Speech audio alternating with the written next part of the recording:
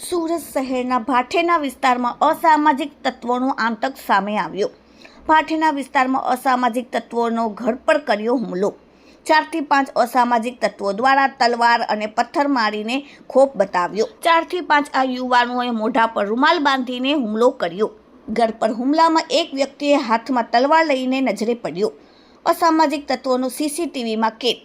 સલાબતપુરા પોલીસને પડકાર આપતા અસામાજિક તત્વો તલવાર દ્વારા ઘર પર હુમલો કર્યો, પથ્થરો માર્યા, બારીના કાચ તોડી નાખ્યા અને ગંદી ગાળો આપતા સીસીટીવીમાં નજરે પડ્યા। તલવાર અને પથ્થરો દ્વારા હુમલાની સમગ્ર ઘટના સીસીટીવીમાં કેદ થઈ અને આ સમગ્ર વિડીયો વાયરલ થયો।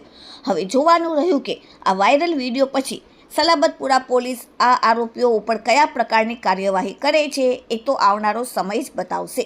Bureau report, daily India TV, Surat.